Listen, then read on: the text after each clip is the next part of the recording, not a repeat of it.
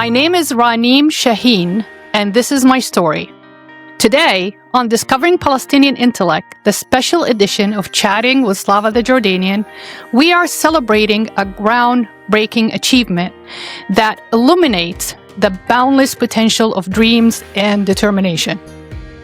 We are honored to witness the incredible journey of one of the first Palestinian Americans selected on a path to space and possibly the moon and beyond. Her career currently consists of contributing to the development of the next generation spacesuits that will return humans to the lunar surface and open the door to future exploration. But her story begins thousands of miles away, rooted in the rich heritage of Palestine.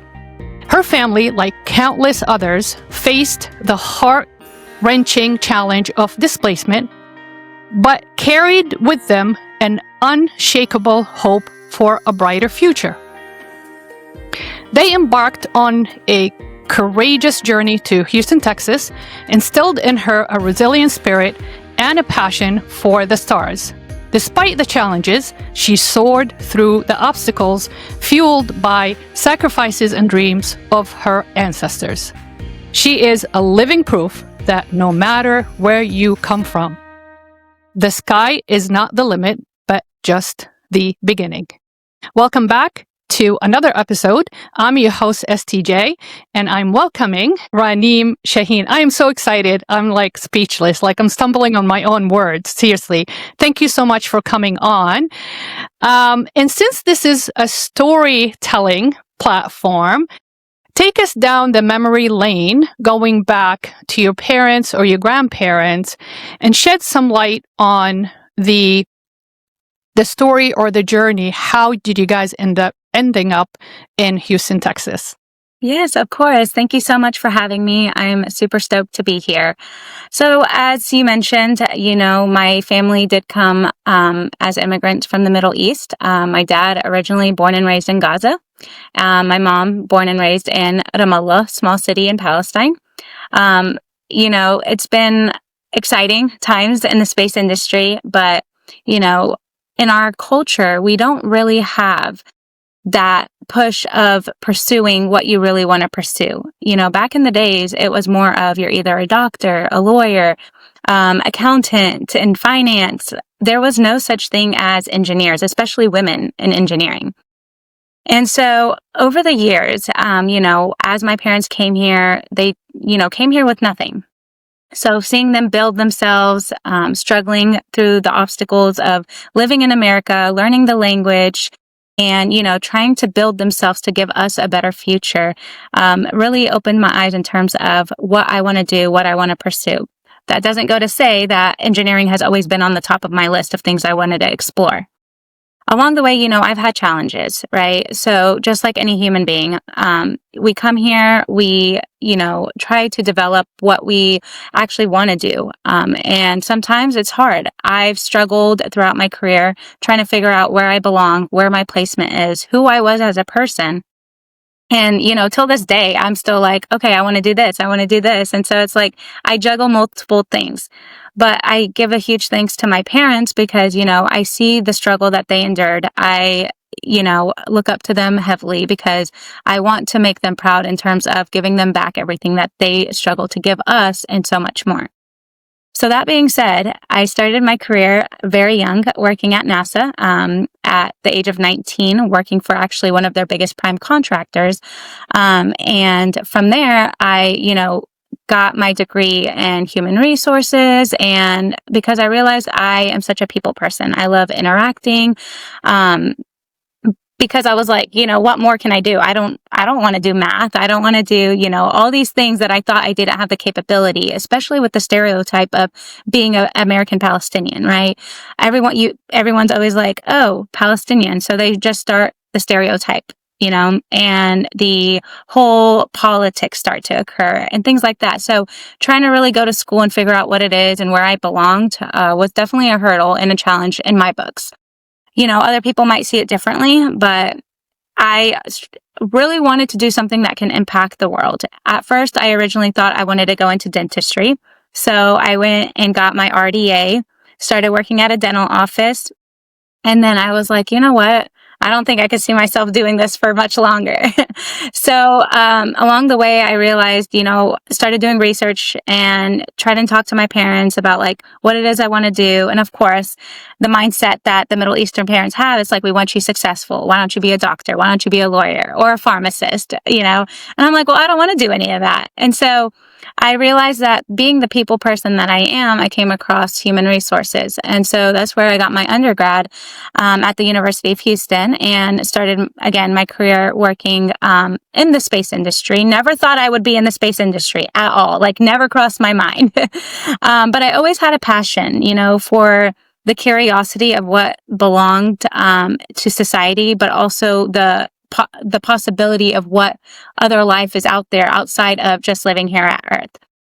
And so I loved to start gaze and, the basic stuff that people usually do, look at telescopes and get into all the scientific stuff that aliens, do they really exist? And, it started to expand my curiosity on, more in the space industry. So as soon as I got my first job at working at NASA, I was like, okay, I could see myself doing this for a while. So I did that for a little bit. Every day my parents would be like, how do you like your job? How do you like your job? And I was like, oh, I love it. Like, I'm really excited. And I grew a passion for space, even bigger than what I thought I had.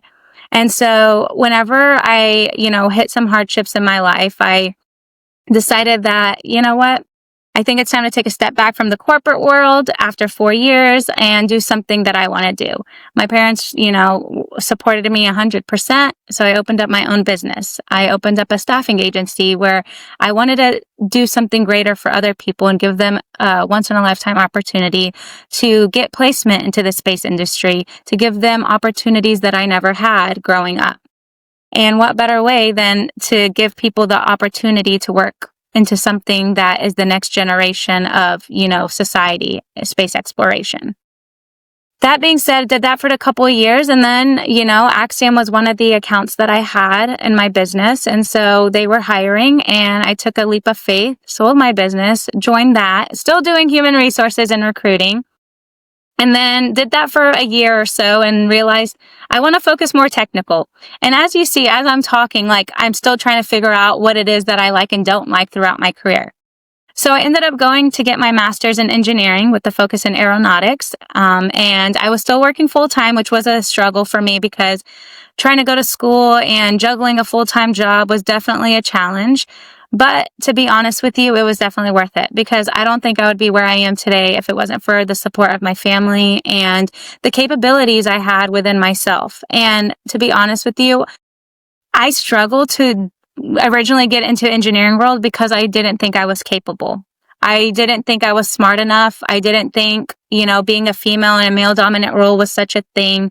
The diversity, it was a struggle because even in human resources, being a female in a male dominant role, you get treated a little bit differently. And till this day, I notice it. But of course, I still want to be that voice and that person to support other people and inspire them that, hey, just because, of your culture or your religion or, your skin color, it doesn't matter who you are or where you come from, that there's so much more out there as long as you have that support and the potential within yourself to excel. So, I ended up switching over to our spacesuit program within the company, and I'm currently putting hands-on technical experience on designing the development of the next generation spacesuit that would be putting humans back to the moon. And, I'm loving every moment of it. But my main passion is honestly to inspire, again, the younger generation of space explorers to reach beyond their potential, especially everything that goes on in the Middle East, hardships, the wars and things like that. I want to be able to show the world that, hey, because things happen in your life and you see difficulties and struggles, that it's okay to fail. You are able to stand back up as long as you have it within your mindset and you see the positive and the good in the world, that anything is possible to achieve. So, I ended up getting selected to fly as one of the very first female Palestinians to space. And I'm hoping that this journey becomes something bigger and greater, and being able to inspire and open up space camp programs to underprivileged communities, different countries, to help start these kids at a younger age to start thinking about their future and the possibility of life outside of Earth. Wow. Okay, I have like so many questions for you. I mean, this is just a summary of what you, and you're so young. It's amazing that life took you down this journey, right? But you speak much bigger than you are, which is amazing. So I agree with you. I mean, I am sick and tired of being stuck in the echo chamber of stereotype, right? I'm not going to bore you with my story. That's a whole different episode. But I totally relate being a female Arab Palestinian heritage. And, it's funny, even in the Middle East, I was born and raised in Saudi Arabia, but we were considered as second-class citizens, regardless of how much my dad has done investing into the country, adapting the culture. It doesn't really matter. And that's what I call the echo chamber stereotype against Palestinians, especially as a woman. It doesn't matter where you are. Unfortunately, the political agenda has wrapped us up, in that, echo chamber. It's really, really hard for us to redefine our capabilities, our potential. And it takes a lot of work. It takes a lot of energy. It takes a lot of sacrifice. But if you don't mind, I just want to go back to your parents. Now, you're a first generation American, right? Okay. So, and your dad is from Gaza. God bless him. And then your mom is from Ramallah. When did they come to the United States? What year? Good question. I wish I could tell you, but I mean, my dad came when he was young. I want to say like 16 years old. And same thing with my mom. She came when she was probably 17, maybe younger. But even though they came at a young age, it was still a struggle because, having to learn a new language, having to, understand how the society works of American mindset and being more open-minded than how, the Middle Eastern parents are when it's, strictly the concept of this is how we do it back home, and they try to bring that here, which becomes hard on us when we're living in a society that's very, very open-minded, So you learn and you develop and you try to understand and kind of cooperate on their perspective on why things are being done or why things are being said. But sometimes it's like, yeah, you say that, but do you realize where we are today? We live in America. Things aren't the way it is like how they were back home, So they came at a young age, but, I'm very thankful because I saw the struggles and I saw everything that they've been through and how hard they work to make something of themselves. And I just want to be that person, not just for my parents, but, for every Palestinian female, American Palestinian, anybody in the Middle East that struggles through the hardships that, though there's things happening behind the scenes in terms of war and politics, but there's so much more out there for us as humans and where we come from and being able to hold true to our roots to be able to inspire that into the future generations of Palestinian people, or not just females in general, because I'm sure the male Palestinians or male Middle Easterns, they still get impacted too in certain ways of the stereotyping and, the politics. So it's a matter of making awareness that, just because we're coming from a place doesn't make us any different. No, absolutely. Displacement by design or displacement by default. So when we talk a lot about this on our episodes, is if you displace yourself by design, meaning that all is well, you have an opportunity, but you have a choice either to stay where you are or pursue a different world to basically achieve your dreams. Displacement by default is when you are happy where you are, but if circumstances or a group of people tell you like, no, You got to go. So it's like, all right, I'm just going to stumble and take the best, the best choice that I have and hopefully, work it out to have a similar future where I used to be or a better future where I'm going into the new world. But displacing yourself by default, you're really being forced to leave all your tribal support, everybody you love and everything that you know. And it's not easy. I came to this country in 1988. I was 19 years old. Right. And I had the choice as a non-Saudi or a second class citizen in Saudi Arabia. Regardless, I was born there and raised there. That's all I knew is Saudi Arabia. My option was to go back to Jordan, come to the United States. Well, I didn't relate to Jordan that much because I just visited Jordan. I related to the Saudi Arabia culture more than I related to the Jordanian culture because that's all I knew. So I decided to come to the United States. But if we had the equal rights in Saudi Arabia, probably I would have never left because to me, that was home. So that impacts our path and the way we lead our journey too. But I agree with you. It's very, very challenging leaving everything behind, coming to the new world, trying to simulate, but also at the same time, you're trying to maintain that attachment to your old world. You're born here, so you don't have as much connection. Your connection to the old world is through your parents or through your grandparents. Now, did your parents come alone or they came with their family? They came with their families. Like my father came, with his siblings, and then my mother came with her siblings, and then her parents followed along the way.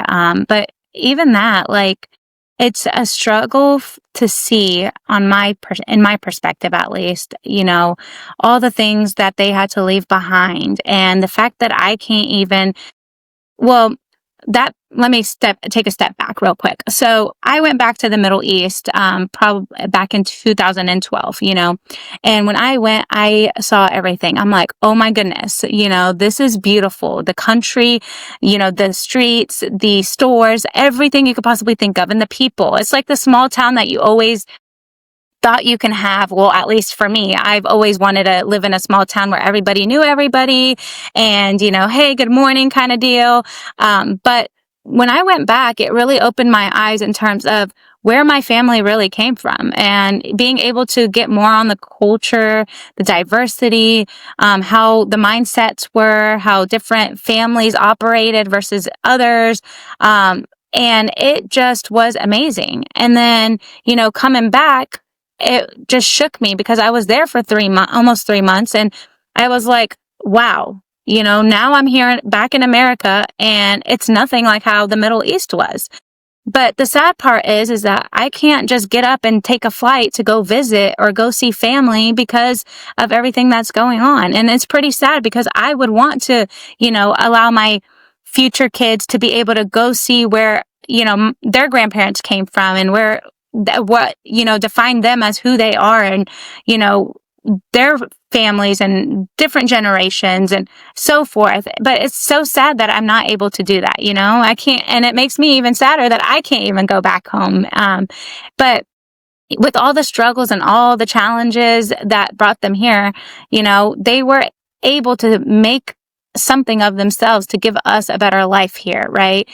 Because honestly, I don't think if they remained there till today, I don't think we would be here, right? Having this conversation, me going to space, all the different things. So in a way, I'm very blessed that, my parents took that initiative to come to the States to make themselves better and, have something for them. But keeping in mind, my parents never finished school, right? So being the first gen of finishing an education and getting a master's and, doing all the things that most people don't get the opportunity to do, especially as a Palestinian female, it has been an incredible journey, even though there's obstacles and challenges. What is life if you don't face that? So I'm so thankful overall. But yeah, to that point, it's just like, I wish I can be able to see and define everything from the Middle East to be able to bring here. But, with all the challenges, it's very difficult with the things that go on.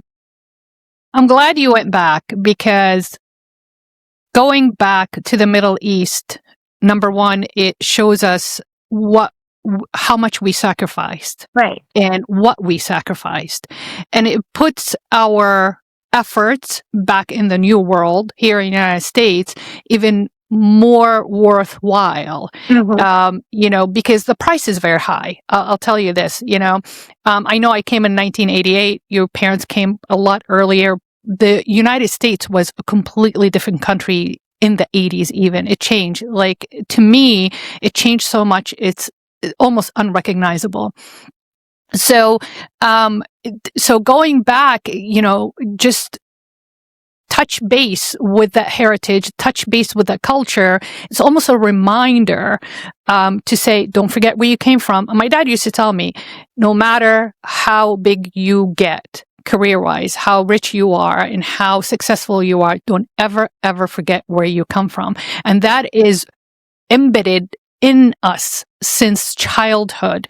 Don't ever forget your roots. And that's how proud us as Palestinian, when it comes to our heritage. Remember, Palestinians is a very, very small group of people in the world. It's a very, very small area geographically, but the pride in them and the determination, the resilience and the strength. And I agree with you, things happen for a reason. And I always ask my guests, because I'm constantly questioning this concept.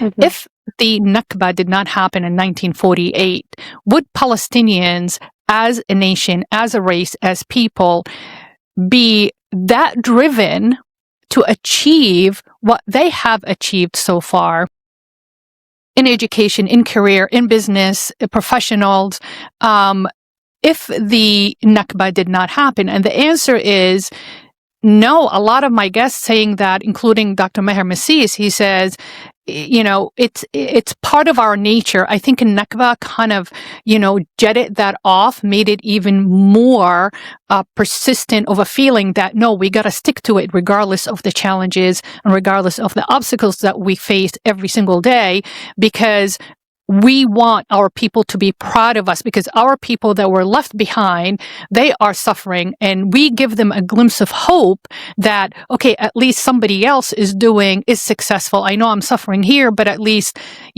our blood and our roots are being successful somewhere else, and they're achieving above and beyond. But I agree with you, also the traditional gender role expectations.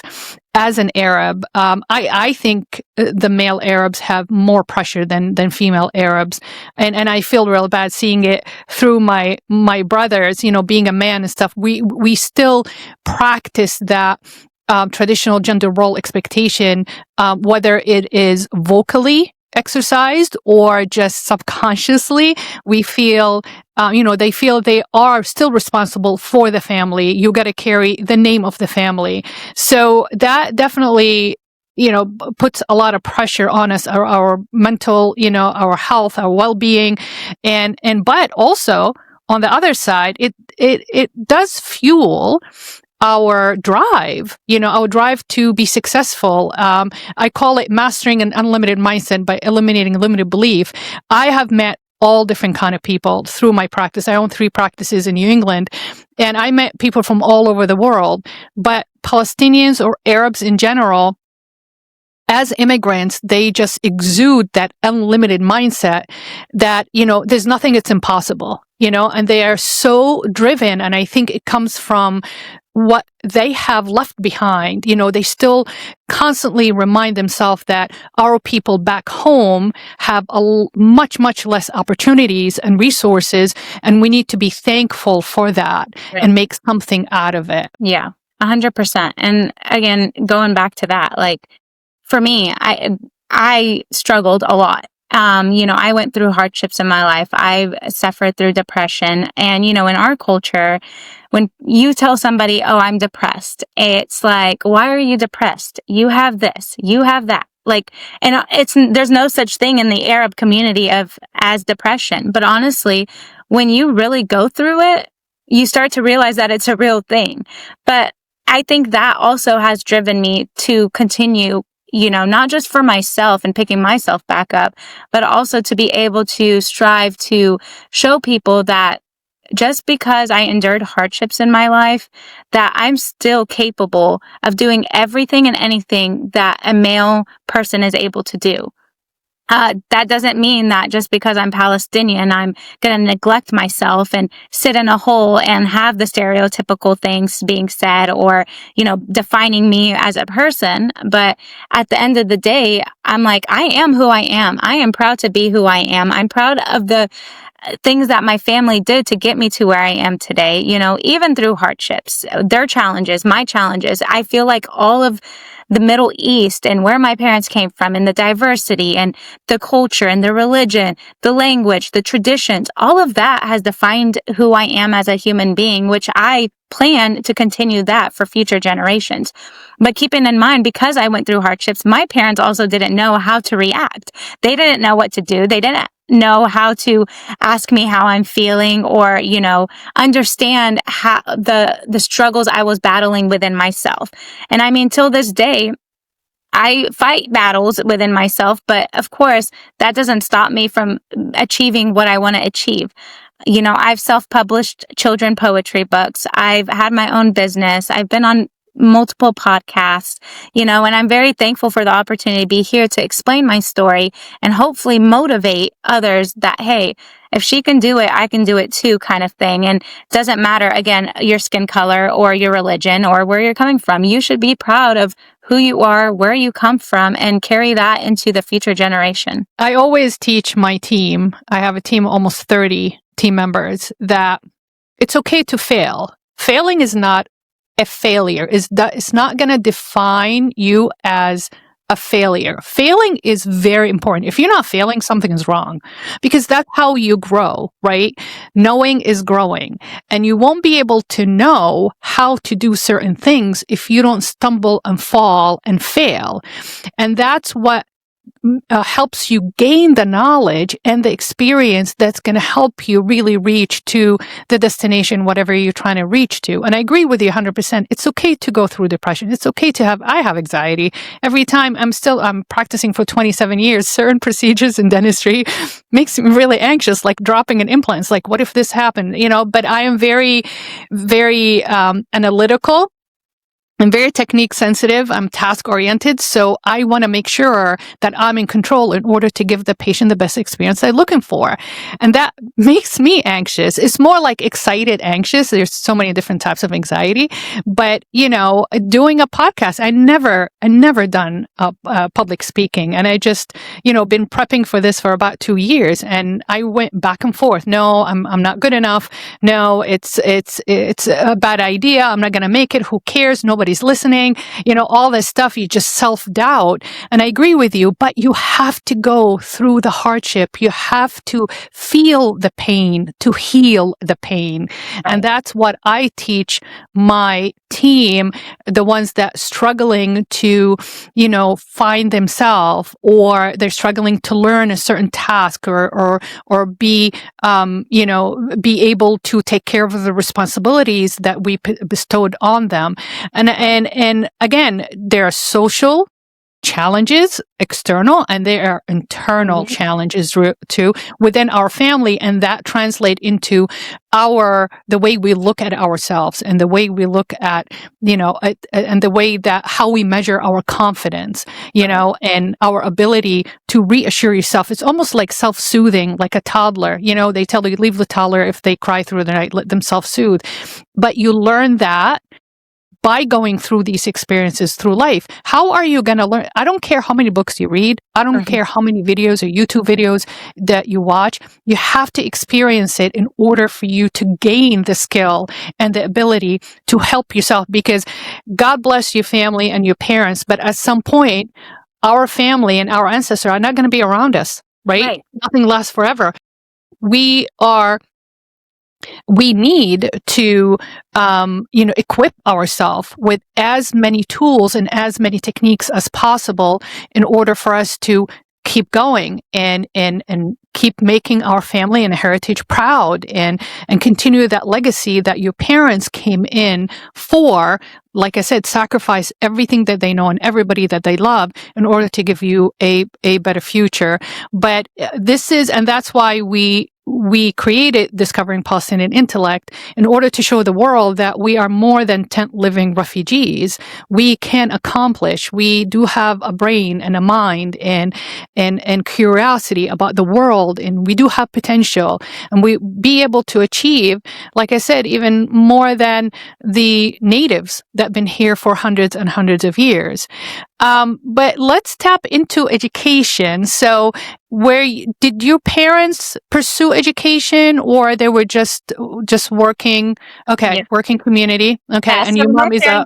Yeah. So my parents, when they came here, my mom finished high school. My dad dropped out, came to the States.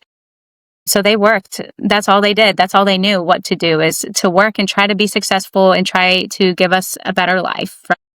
And so for me, my education came from what stemmed what I wanted to do. And going back to that, I think I mentioned that in the beginning, was I never knew space and anything beyond that. It's not until I got into the career where I was like, okay, this is interesting.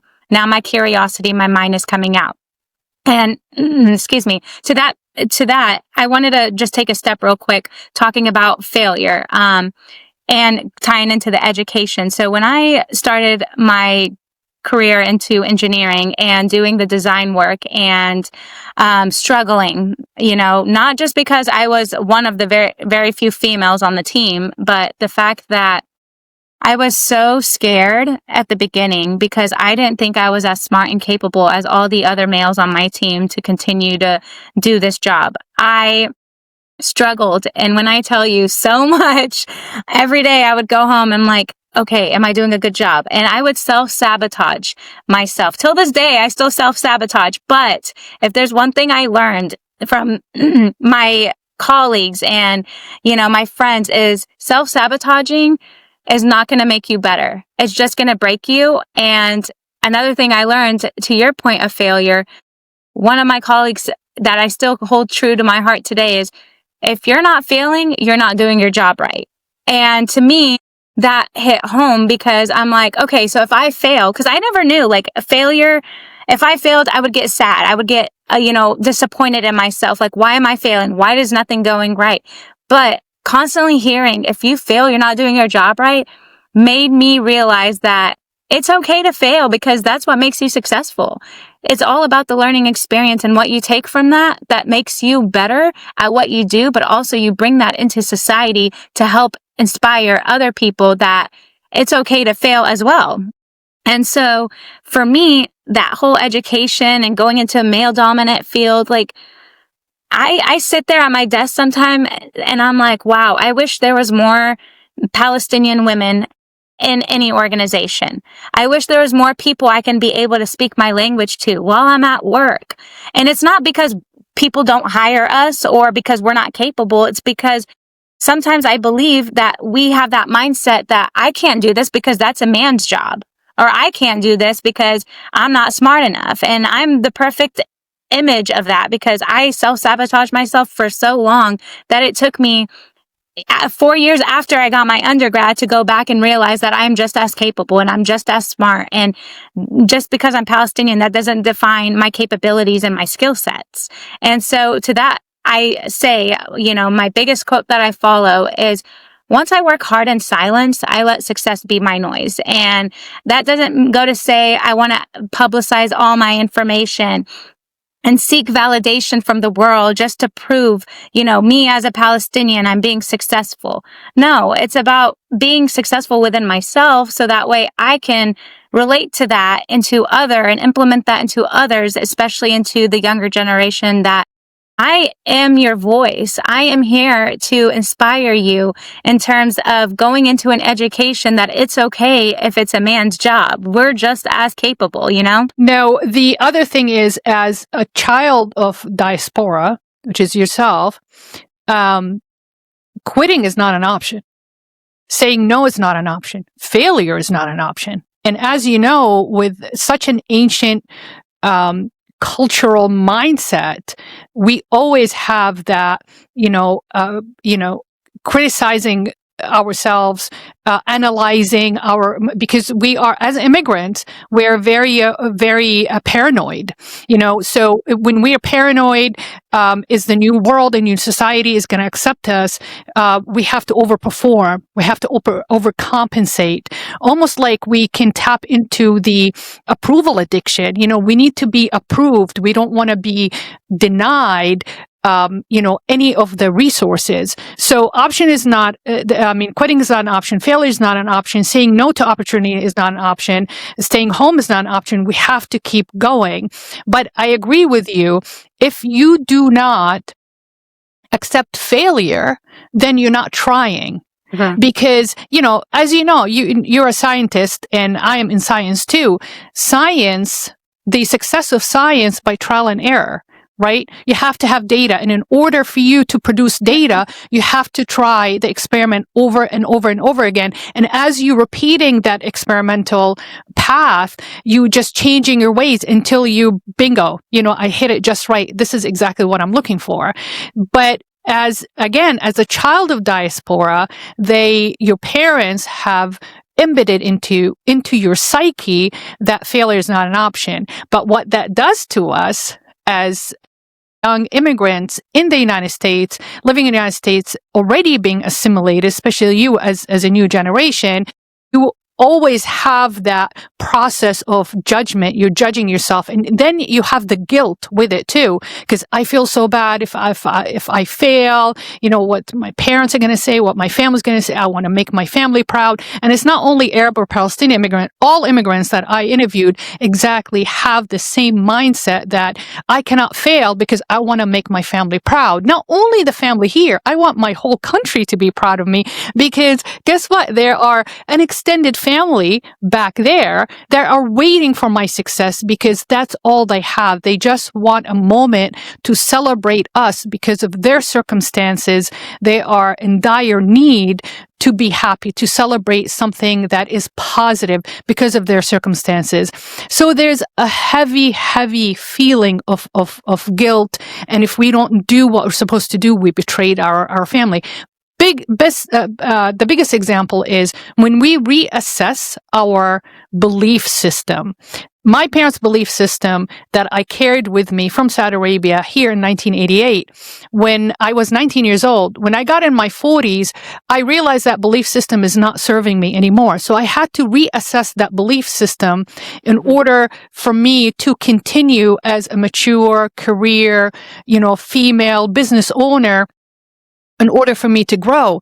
But it took me a long time to sit down and figure that out because of the feeling of guilt. I felt like, how can I reassess my heritage belief system without feeling guilty? I'm betraying them. This is who I am. I'm pulling my roots away. I'm denying my parents.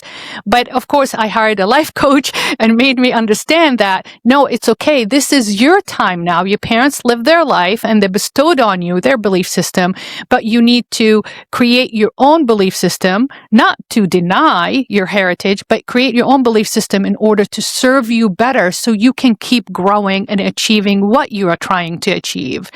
And coming to that realization, but it was amazing. But the process of guilt and feeling that I'm betraying my family and my family going to disown me if I act or have a different attitude because I have a new belief system that belongs to me, that's designed specifically to serve my life now, not my life then. And you almost like you tap into the identity crisis. So it's like, okay, who am I? I used to be so-and-so's daughter. Right? I'm the daughter of Sheikh and Nabilsi. But if my dad's values are changed, then am I still his daughter? It's bizarre. It's a fascinating mindset process that I had to go through in order to be happy. Before, I wasn't happy as much as I am happy now, but I felt like, okay, you don't have to be happy. I'm honoring my heritage. It's okay. That's a sacrifice that I have to make. I'm going to sacrifice my happiness to keep my heritage or my family belief system intact. And then you realize, but that's not going to serve you very well. And I hope that makes sense. It does, 100%. Yeah. Did you go through the process like that, or? Honestly, a little bit. And I want to explain that in terms of, our beliefs and where we come from. Because of the fact that, through my hardships, I felt like I was a disappointment. I felt like, because this tragic thing happened in my life, that defined who I was. And for so long, I kept blaming that as the reason why I want to keep striving and I want to keep pushing, because I feel like I disappointed my parents and I want to keep pushing to make them proud and this and that. And I was lost. I was trying to figure out, like you said, who am I? Where does that define who I am? Does my belief and the tragic things that I went through define, my culture, my religion? What is the community going to say about me, and all these things. And, because I wanted to protect the name of the family, it was hard for me to really express, okay, well, I have to believe in this, or I have to make sure I stay in something because that's what our traditions and our culture entitled it to be.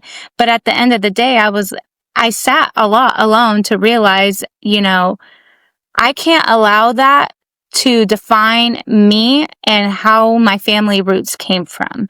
That doesn't define my success. It doesn't define me being a female. It doesn't define, and I talked with so many colleagues in terms of the things I was going to, because they started to realize that when I have conversations, that's all I talked about. That's all I brought up, is the fact that, the hardships or the sadness or this and that about, what I went through in our culture and our religion, and this isn't allowed and you can't do that. And it made me feel like I genuinely failed, and I didn't feel like I had any potential to succeed.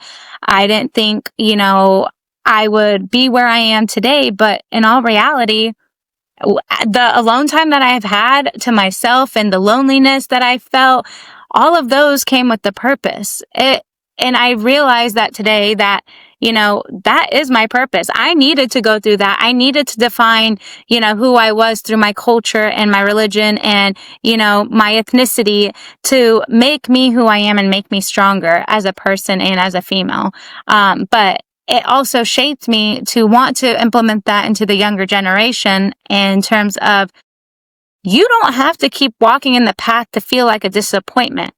You can continue doing what it is that you want to do and be successful within yourself, not using your past or your trauma or your, anything that you went through, the politics, the wars, to define that to your future of education. And that was a battle. And it took me a while to really realize, like, just because I went through stuff in life, just like everybody else, it doesn't change your capabilities or your skill sets. And I always thought that I'm a failure. I'm never going to succeed. That's it. My life is over. We're done. But it really made me become stronger. And I'm very thankful for everything I went through in my life, because honestly, I don't think I would have went back to school for a master's. I don't think I would be currently selected as an astronaut candidate if I didn't push myself to get back up and, work with my family and get the support that I needed to be able to drive myself to be the next and one of the very first female Palestinians to venture into space. That is amazing. Like I said in the beginning of the episode, I was stumbling in my words because I'm just so excited. I want to talk to you. Like, I have so many questions, but it's fascinating. I am a first generation immigrant. You are a first generation American, but we still went through the process of that identity crisis, right? And for the longest time, like I said, I've been in this country about 38 years, and not until I hit my 40s, I had to go through the identity crisis, because after I achieved everything I'm supposed to achieve and the dust is settling, and I said, okay, I've been busy all this time since I was 19 years old, building a future, building a life on the belief system that my parents bestowed on me.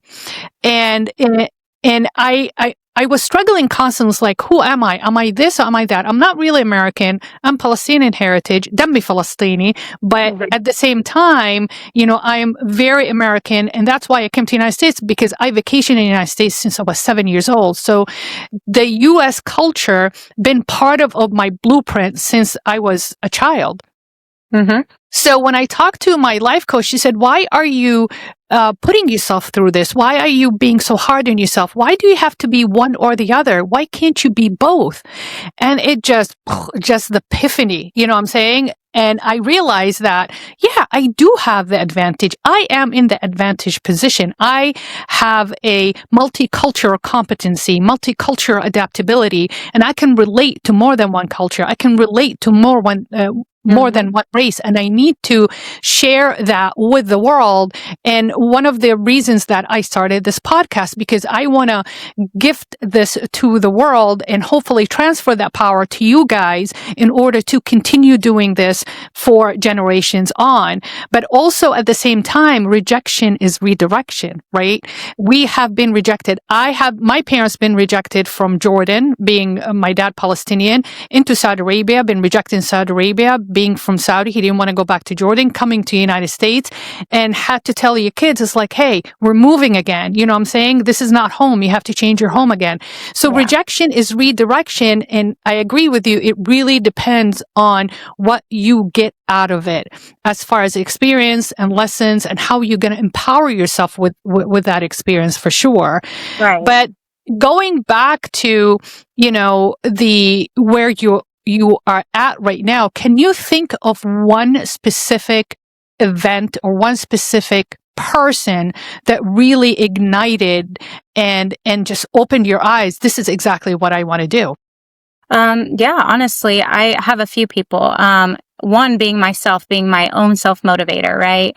If it wasn't for me getting and having that time to myself to really understand and identify who I am as a person and what I want to do, I don't think I would have accomplished what I have. And definitely my parents have a huge play in it, right? Every time I came up to them, it's like, hey, I want to do this. And they're like, well, okay. It's like every time it's something new. Like just the other day I was talking to them and I was like, I want to start this business. What do y'all think? And my dad was like, go for it. And I'm like, I'm just always trying to find opportunities to grow as a person, but also be successful, not just for my parents, but to prove that, hey, you can go through hard times, but and still be capable to achieve things. My goal is to retire in the next 10 years. Is that going to be possible? But that's my drive. That's my goal, right? But I want to touch base real quick, if that's okay, about what you were talking about, that whole identity. So, a few weeks ago, I was actually sitting with some friends and we came across the conversation of how do you identify yourself to society? When somebody asks you, where are you from? What do you say? Do you say, oh, I'm from Houston? Or do you say, I'm American? Or how do you identify yourself as a person? And I literally sat there and I was like, honestly, when people ask me, where are you from? I always say I'm Palestinian, but I've been born and raised in Houston. I always throw the fact that I'm Palestinian first. And then one of my best friends was like, well, what do you mean? And he was like, but you were born and raised American, so you don't identify as American? I'm like, well, technically I know I'm American, but I always follow my roots, And I'm like, do you say, you're Hispanic, or do you say you're American? Or do you say, you're this and you're that? But like, I always define my ethnicity first and backing up that I'm American because I want to carry on, my culture. And I'm so proud to be Palestinian. And I'm so proud that my family came here and, the roots that I come from. So it's like, it was a whole debate, a 2-hour debate in my living room talking about how do you identify yourself to the world? And so everybody has their preference, he will clearly say, I'm American. When he's not, his skin color is totally different, but because he preferences where he was born and raised, I'm like, so you're telling me that defines who you are, is where you were born and raised? You don't allow that where your parents come from to define you? And so it was like a whole back and forth. And it's just like, it depends on if you're proud or not proud. It's who you really are and who you want to be. And for me, I'm going to be where, I was raised and where my family came from. So I always pitch out, oh, I'm Palestinian, but I was born and raised in America. No, I agree 100%. I think part of it is culture. Part of it is, I don't know how to describe it. Palestinians have... It is. I mean, like I said, I never been to Palestine, and I never, I visited Jordan just on vacations. So I don't, my dad was born in Jordan. My mom is from Asalt, the tribes of Jordan. But originally, even Beit al-Azab, they are from Egypt and Palestine. Everything starts in Palestine and Egypt. I believe that 100%. All the origin, I think, of the Levantine comes from there. But my dad being Nablisi, originally we're Syrian, and then we went into Nablus. From Nablus, we went to Jordan. But it's still Palestinian. Like the blood is just thicker, and they write blood is thicker than water. So for example, when I went to Egypt for the first time last November, because my husband is Egyptian, and met everybody, and people will, like, when I speak Arabic, I have the accent. So the Egyptian will ask me where you're from. It's like, I'm from Palestine originally. It's like, oh my God, they like giving me free stuff. And I was like, you don't have to do that. It's just, I'm proud of it, but where you see it over there, I wish we have it here. But I agree with you. There's no such thing as American. The United States is built on immigration and tribe. So when you say I'm American, American is more a citizenship than an identity. United States, being an American, is what unite us as a working force, I call it, in the United States. But as far as heritage, everybody is different. We come from all different walks, of life and all different parts of the world. And people need to be proud of that. But it doesn't really matter, how old I am or where I live. Probably I'm going to end up dying here in the United States, but still, till the last day, I'm going to say I'm a demi Palestini, regardless of that. It doesn't really matter, because our habits and our natural tendencies. It's about that, Palestinian spirit, which is absolutely beautiful. Our culture is beautiful. Our custom is beautiful. Our music is beautiful. Our people are beautiful. I mean, they just, if you look at the history of Palestine, these people are just nomads. They wanted to live and farm and sing and dance. That's all they wanted. But unfortunately, somebody had a different narrative, different agenda, and made us just submit to that. But as you said, there's always I always call it, like, I always look at the half glasses full, and the reason why I'm glad your parents, unfortunately, they got displaced, but I'm glad they got displaced so we can sit down right now in front of a camera on social media and talk about it and inspire other people. So since we are coming to the end of our hour, believe it or not, I can talk to you for hours. What would you say to a young Palestinian female that is thinking about displacing herself, whether she is coming from Dubai or Kuwait or England, coming to the United States, and interested in the cosmos? What is it that you would advise her to do? Yeah, of course. For me, honestly, my advice would be proud of who you are and where you come from. That the sky is not the limit, and there's so much more beyond that. So stay positive, keep grinding, keep striving, because before you know it, if I can reach the stars, so can you. Absolutely. That is so beautiful. And it's okay to suffer through mental health too. I know our culture does not identify my mom. Every time I said, my mom, I'm anxious about exams. She's like, go have a snack, go play outside, go pray, say, go have a nap, you'll be fine. Because it's almost like a sign of weakness. Like, if you have faith in yourself and faith in the divine, you should draw that strength from your family or from the divine. So for us to say, I'm going to go talk to a therapist, they're like, oh my God, it's a big taboo. It's like, why? We're not good enough? Or God is not good enough to give you the strength? Like, we're here for you every single day. Why would you go pay for somebody, a stranger, to dump all your emotions and your feelings, and they're just going to take your money? My mom used to say, they're going to just take your money and lie to you. And it's like, okay, you just want a listening ear. I'm here for you. But my argument is, if I dump all my emotions in your lap, you're going to criticize me, and I'm going to end up feeling worse than when I started. So I'm not going to go there. But my mom was, like I said, an educator. She was a math and science teacher for high school, in Saudi. And she had a lot of experience. She's very, very smart. She's like the math and science brain. And my dad was the more like creative writing and an artist in our family.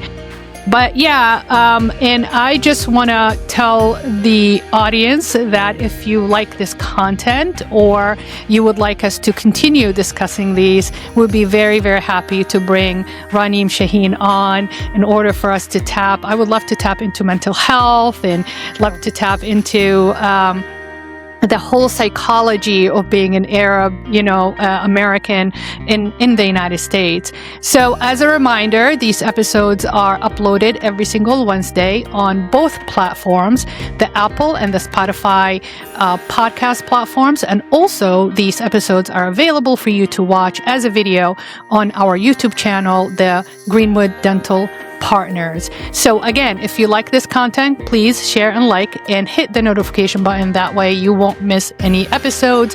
And as a reminder, we are more than tent living refugees. We are Palestinian intellect. Thank you so much for listening. Thank you so much for watching. And I hope to see you next time. This is Slava the Jordanian.